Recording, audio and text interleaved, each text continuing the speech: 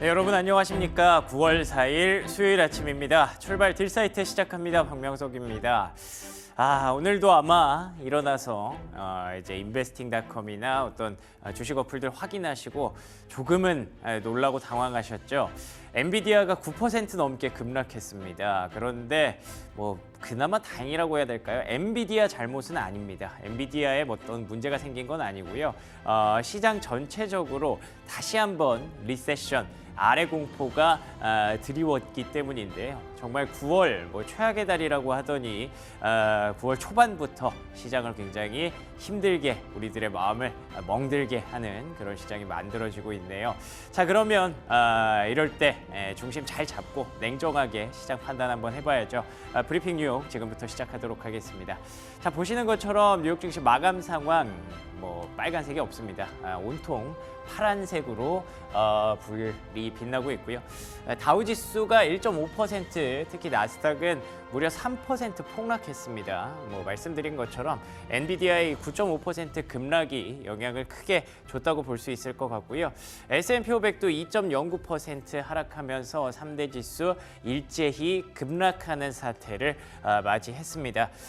근데 엔비디아만 10% 급락한 게 아닙니다. 보잉도 7% 하락했다는 점에서 말씀드린 것처럼 엔비디아 잘못이 아니고요. 전체적으로 리세션 공포, 경기 침체, 경기 둔화에 대한 우려가 시장을 잠식했다라고 보시면 될 것 같고요. 그나마 테슬라가 1.6% 하락으로 선방했죠. 어제 제가 잠깐 전해드렸던 뉴스였는데 테슬라가 중국에서 전기차 판매량이 전년 동기 대비해서 소폭 증가했다는 부분, 이 외에도 어쨌든 좀 볼만한 섹터는 분명히 좀 있었습니다. 그 섹터에 대해서도 한번 준비를 했으니까 끝까지 참고해 주시기 바랍니다. 자, 그러면 오늘장 체크 포인트들 하나씩 또 점검해 보도록 하겠습니다. 몇 가지 좀 지표와 어떤 그 움직임들만 봐도 시장이 어떻게 반응을 했는지 바로 알게 되실 겁니다. ISM 제조업 지표고요. 제조업이 요즘 좀 부진하다라는 얘기는 있었습니다만 47.2가 나오면서 이번에도 예상치를 하회했습니다. 보시는 것처럼 저번 달보다는 좋았어요. 그런데도 지금 계속 고점 찍고 내려오고 있는 추세가 바뀐 건 아니잖아요. 이 부분이 좀 크리티컬하게 시장에 작용을 했다고 봐야 될 것 같고요. 다음 장 넘겨주시면요. 이외에 유가가 또 급락을 했습니다. 70달러, 70.4달러까지 내려왔고요. 어제 유가를 보여드리면서 지정학적 불확실성이 의외로 그렇게 크지 않을 수 있고 이게 위쪽으로 올라오기가 어려워 보인다. 그렇기 때문에 문제가 안 될 수도 있겠다라고 넘겼는데 오히려 이 아래쪽을 뚫고 내려가는 게 문제였군요. 보시는 것처럼 여기 지지받았던 선들을 하회하고 내려갔기 때문에 이 부분도 경기가 생각보다 많이 둔화되는 거 아니야? 라는 부분들을 자극하기에 충분했던 것 같습니다. 그리고 또 다음 장 넘겨주시면요. 여기에 마침 또 애틀랜타 연은에서 발표하는 GDP 전망치까지 꺾였습니다. 2%대를 유지하다가 거기에서 최근에 다시 주간 실업수당 청구 건수가 괜찮아 보이고 나름대로 여러 가지 그 이벤트들을 소화하면서 좀 올려놨었는데 이걸 또 바로 내렸어요. 앞서 보셨던 ISM 제조업 PMI 보고 작동한 것 같기도 하고요. 그리고 유가가 급락하는 걸 보고 또 이 부분을 수정하는 부분들이 있었겠죠.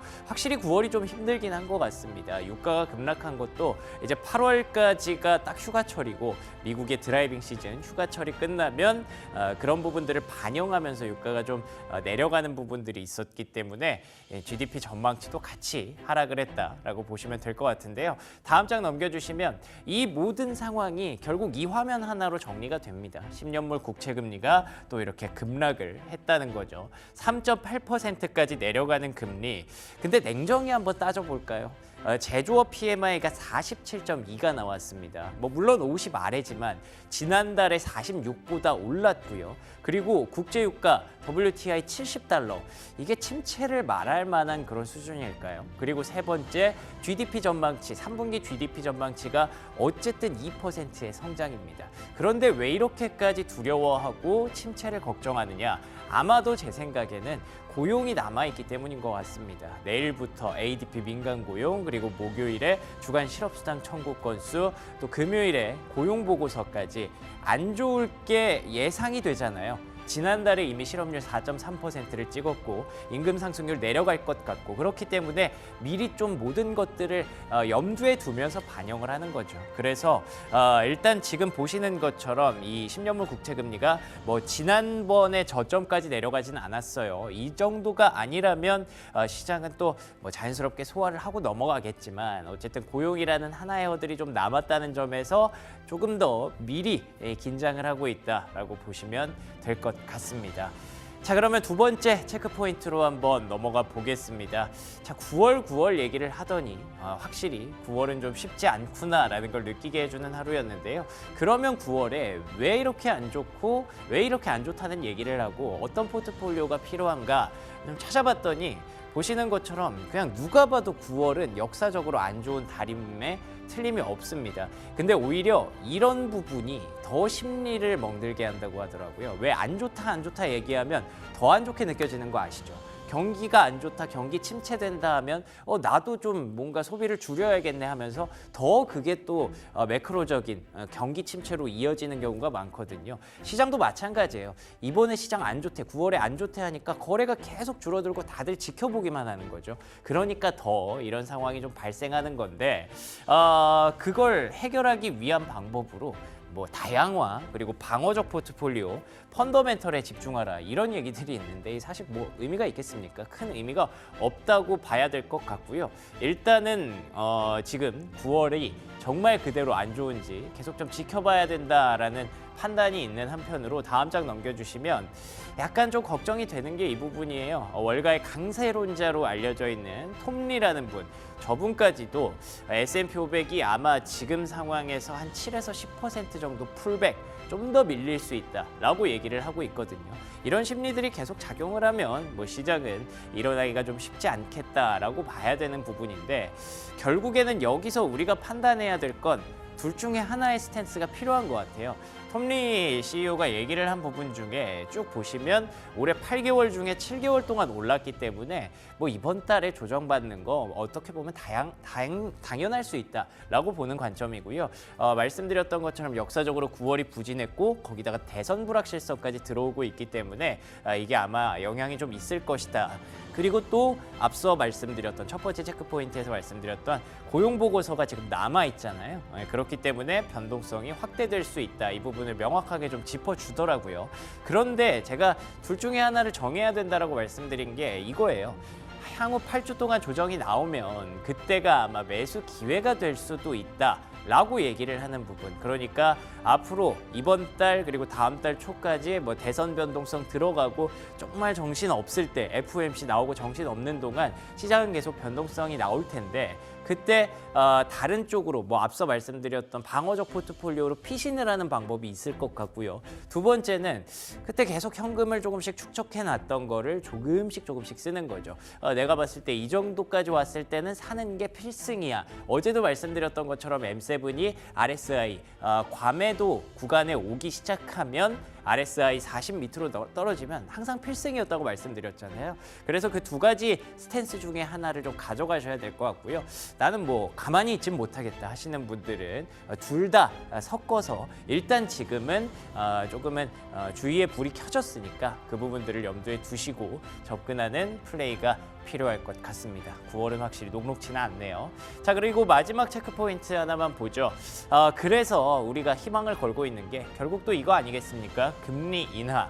요런 그 담론들이 나오기 시작하면 보통은 이제 지금 당장 50bp 인하해야 됩니다 쪽으로 쏠리기 마련인데, 아직까지 시장은 뭐 크게 동요하진 않는 것 같더라고요. 이걸 보면서도 또 그게 느껴졌어요. 지금 와 막 큰일 났다, 큰 부채질 해야 된다 뭐 이런 게 아니라, 그래 뭐 9월 그럴 줄 알았잖아. 그러니까 9월은 25bp 인하가고, 그래도 지금 좀 불안한 건 사실이니까 11월에 50bp 인하하면 되겠다라는 쪽으로 형성이 되고 있는 것 같긴 한데, 이게 또 고용 보고서 발표되면 9월도 50bp 인하해라 이쪽으로 갈 수도 있겠죠. 그래서 다음 장 넘겨주시면요. 연준이 50bp를 인하할 시나리오에 대해서 UBS가 얘기를 했는데, 확실히 경기 둔화 신호가 좀 더 확실한 게 필요하다. 아까 제가 냉정하게 말씀드렸죠. 이거 제조업 PMI, 유가 그리고 GDP 성장률 놓고 보면 이거 경기 침체라고 볼 수 있나요? 그렇게 보긴 좀 어렵기 때문에 아마 50bp 하기는 쉽지는 않을 것이다. 그치만 이번 달에 비농업 부문 고용의 실업률이라든지 임금 급락이 나오게 된다면 그때부터 연준이 50bp를 아마 테이블 위에 올릴 건데 근데 아마 연준 안에서 또 매파, 뭐 비둘기파 이렇게 나뉘잖아요. 그렇기 때문에 쉽지는 않을 것이다라는 전망이 우세해서 아마 9월에는 25bp 인하를 할 것 같은데 모르겠습니다. 고용까지는 결국에는 좀 봐야 된다라는 조심스러운 입장이 이번 주 내내 좀 지속되지 않을까 싶고요. 그래도 뭐 50bp 하고 지켜봐도 나쁘지 않을 것 같은데 일단 이번 주까지는 조금 불 켜놓고 좀 주의하면서 지나가도록 하죠. 자, 그러면 특징주로 종목들로 한번 넘어가 볼게요. 핀비즈 테이블 먼저 보셔야 되는데 사실 볼 게 없어요. 뭐 전체적으로 다 빨간색이고요.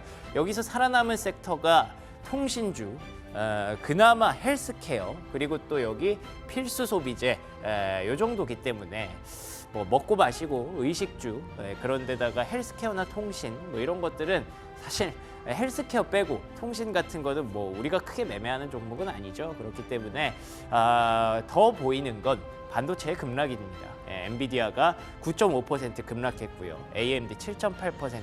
어제 국내 증시 왜 이렇게 힘없이 흘러내리나 싶었는데 이에 대한 어떤 전조 현상이었나라는 생각이 좀 들더라고요. 그래서 다음 장 넘겨주시면요. 결국에는 반도체 어떻게 해야 될 것인가 이게 여러분들의 가장 큰 고민일 것 같은데 냉정하게 말하면 저도 지금 시점에서는 잘 모르겠습니다. 보시는 것처럼 엔비디아가 그나마 좀 끌어올려놨던 걸 다 다시 무너뜨려 버렸어요. 일단 이렇게 차트가 무너졌다는 게 가장 좀 뼈아픈 부분이라고 봐야 될 것 같고요. 지지권역을 확보하기 위해서 조금 더 조정이 나올 수도 있겠다라는 생각을 하고 있습니다. 지금 시장에서는 실적도 예상치를 상회했고 가이던스도 상향했기 때문에 뭐 나쁠 게 없다라고 보는 관점이지만 사실 여기서 반도체가 결국에는 사이클도 좀 타고 AI도 경기 침체 우려가 왔을 때 빅테크들의 캐펙스가 좀 줄어들 가능성, 역사적으로 항상 그래왔기 때문에 단기적으로는 좀 위축될 가능성을 배제할 수 없다는 점에서 엔비디아 주가가 좀 힘들어하는 것 같습니다. 그래서 브로드컴 실적 발표가 어떻게 나오느냐가 관건이 될 것 같은데 또 내일 나오거든요. 내일 아침 브로드컴이 과연 고용에 대한 두려움을 다 없애줄 수 있을지 계속 좀 고민이 되는 부분들이 많습니다. 아직까지는 좀 지켜봐도 나쁘지 않을 것 같고요. 자, 두 번째 특징주로 넘어가 보면요. 니오라는 종목 가져왔습니다. 앞서 테슬라가 이제 중국에서 판매량이 나쁘지 않았다라는 말씀드리면서 선방했다라고 말씀드렸는데 니오는 상승했어요. 일단 첫 번째 사실 여기서 더 빠지는 건 너무 악랄하죠. 그렇기 때문에 이 정도면 뭐 중국 경기가 좋아진 건 아니지만 그래도 나름대로 선방했다는 점에서 이쪽에 점수를 상대적으로 더 줬던 것 같고요.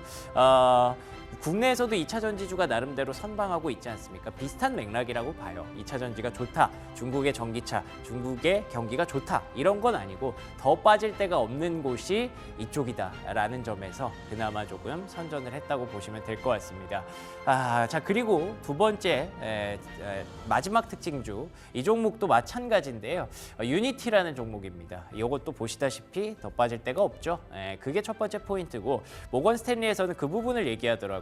유니티 그러니까 게임을 만드는 회사가 아니라 게임을 만들어지면 그 플랫폼을 제공하는 회사잖아요. 게임 엔진 제공해주고 그런 업체들은 가격 결정력이 있다는 게 중요하다고 합니다. 이렇게 경기 둔화되고 시장이 좀 안 좋다고 할 때 결국 필수 소비재 종목들 뭐 예를 들면 P&G라든지 뭐 맥도날드라든지 이런 종목들이 선전할 수 있는 건 가격을 오르락 내리락 할 수 있는 게 되게 자유롭기 때문이잖아요. 그 부분도 이 유니티가 갖고 있다는 점에서 뭐 금리나 수혜주일 뿐만 아니라 이쪽 섹터에서는 앞으로도 좀 플랫폼 쪽에서는 볼만한 종목들이 있는지 잘 한번 지켜보는 것도 9월, 10월의 관전 포인트가 되겠네요. 여기까지 브리핑 뉴욕이었고요. 저는 잠시 후에 프리미엄 미국 주식으로 돌아오겠습니다.